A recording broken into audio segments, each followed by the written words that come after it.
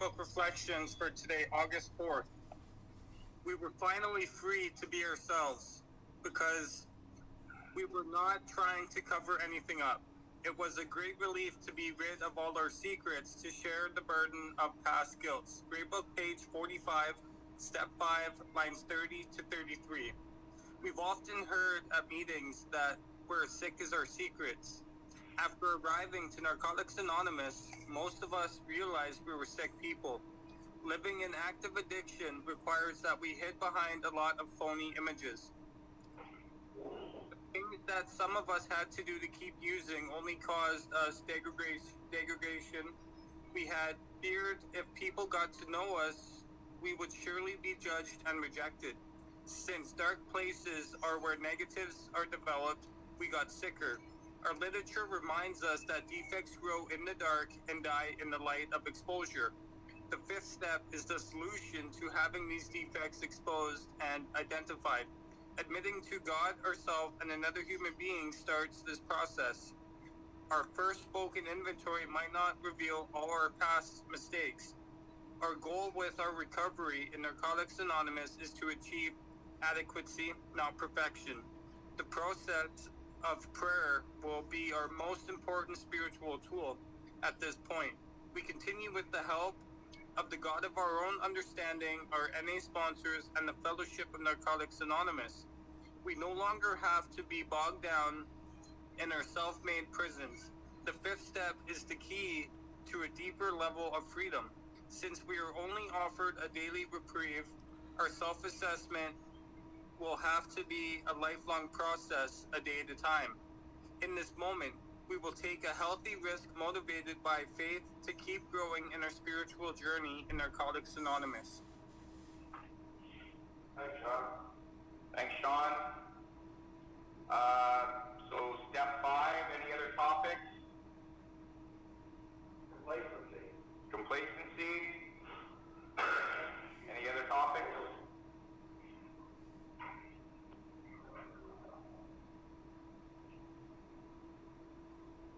All right, step 5, complacency, and how about spiritual battle? And Jackie, you want to open us up? Sniper chair. Jackie, addict. Jackie. Yeah, complacency. Whenever I hear that word, I just break it down into come place your ass at a NA meeting, you know? Because complacency for me, you know, that's where, maybe I shouldn't go to a meeting today. Maybe I shouldn't call my sponsor this week. Maybe I shouldn't, you know, spend a couple hours in the morning doing step work, you know? And then, you know, it turns into pour me a drink, pour me a fix really fast, you know?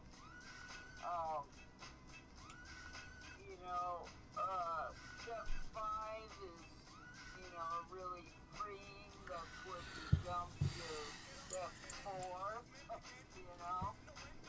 And, you know, spiritual battle, yeah. That topic for me, you know, I battle stuff on a daily basis, you know. Last night was, you know, really good for me to be able to say some of the things that I've gone through in my life, you know, and, you know, it wasn't until I had like 6 or 7 years that I even addressed those issues, you know, that trauma, you know, and, you know, it was, you know, really,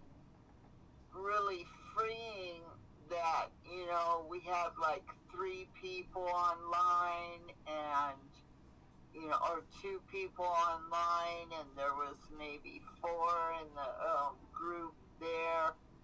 So, I felt comfortable enough, Some people, say, oh, you should call your sponsor about stuff like that, And in my mind, I seen somebody get up during my share, and I thought, damn, he probably went to the bathroom to go throw up, because it was some really scary shit. And I asked another member,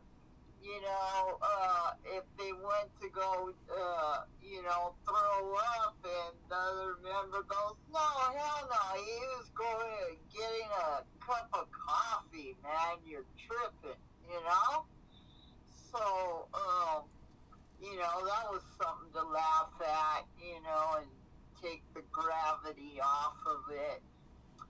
But, yeah,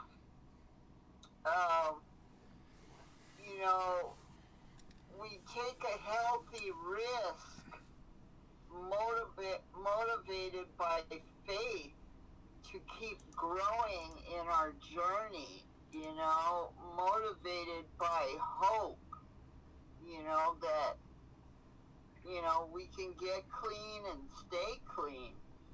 And I was talking to a member in South Dakota this morning, and he was talking about, everyone's at their own pace, and I truly believe that. We can't stuff this program down anybody's throat. We get it at our own time, at our own space, and hopefully all we can do is work at the best of our ability, So with that, I'm going to let somebody else share. Thank you, Jackie Attic. Jackie, Brian? Hey, Brian, Hey, Brian. Yeah, I've been complacency because that's one of my biggest downfalls, right? I do meetings for a few months and decide that, I'm okay. I don't need fucking meetings, right? I don't need all this shit because I know what I'm doing, right? And that's usually the start of a bad thing. Usually my mind starts going. And I noticed the last couple weeks I had different things happen in my life, new job, enjoying life a little bit. Maybe I could start to become complacent. That's kind of scary. One of the reasons I'm down to meetings today is because, I've been dropping meetings. Although last week I went to 4A meetings in Burn, that's something different. But I noticed that if I turn off meetings, start earning a little money, that's when I get in trouble. And my biggest trigger is earning money. That's when I decide that maybe, I can do this on my own. Maybe I can go get a place. Maybe I can have a few drinks or use some drugs or do whatever, right? And that's what I have to be really careful with. Today, I'm glad I'm in a meeting. This meeting here. I need to force myself to come to more. The thing is, I enjoy the meetings. Like in county here, it's really nice. When I'm sitting up in my room watching TV, thinking I gotta watch this show instead of go to a meeting, that's when I really start to hit sideways. Step 5. Yeah, I'm working through it right now. I may have done a few before. I don't know. They could have been that thorough, but I've been back up there trying to see how things work. Life was on the other side without a program, so hopefully this time I do it for step 5. That's something I'll have to work through as my sponsor meeting tonight. Other than that, I'm glad to see everybody here. Appreciate it. I'll take about 24 minutes. Brian? Sean, would you like to share? Hey guys, I'm an addict named Sean. John? It's really good to be here. Complacency, yeah.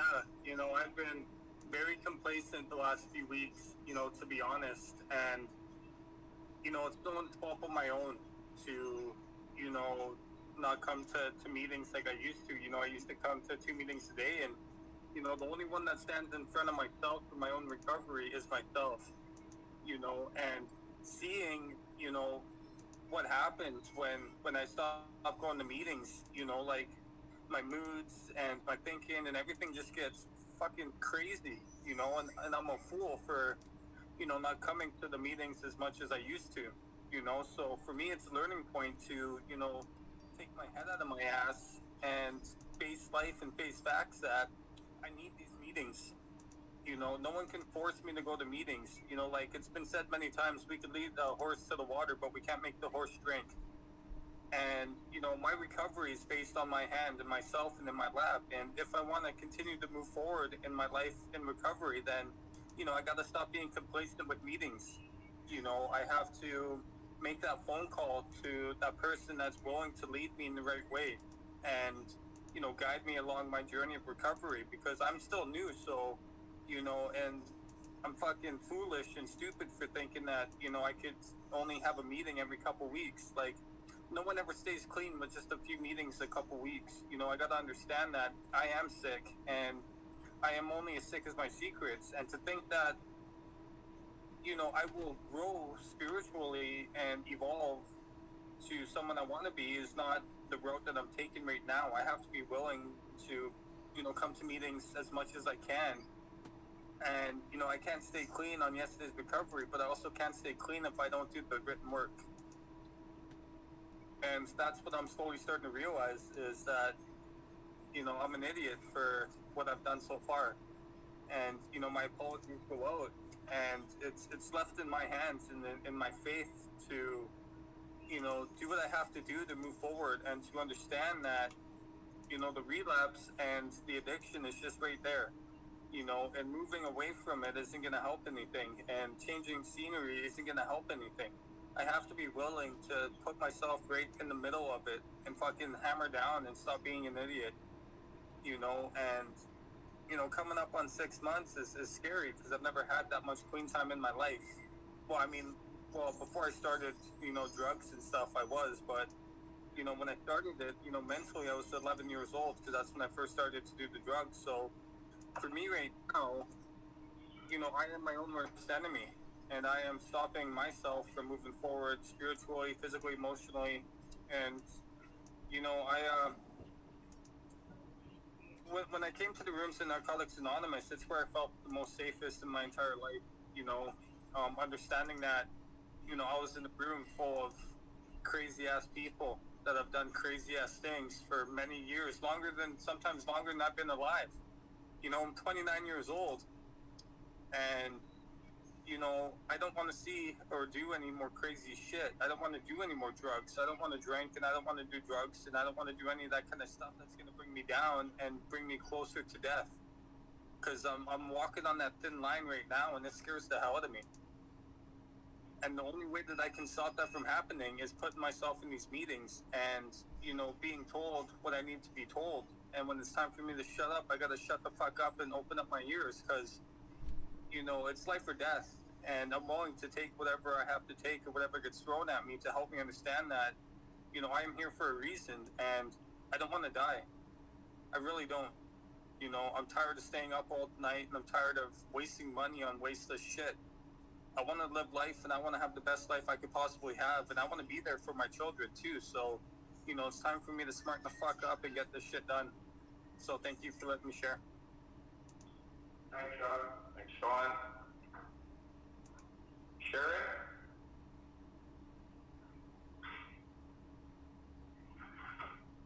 Hi guys, I'm an addict. My name is Sharon. I'm grateful to be clean and in a meeting of Narcotics Anonymous always. Thank you guys for having the meeting. I'm really enjoying this meeting and coming to it and hearing all you guys share your experience, strength, and hope. Step 5, that was another scary step for me when I got here. I read it on the wall and, it brought out one of my biggest fears, which is if you really knew who I was, you wouldn't like me. And it talks about it in the literature, that rejection, right? But this program, like some other members have shared, it's that faith and taking that risk, and I had to do it because my life depended on it, and it still depends on it.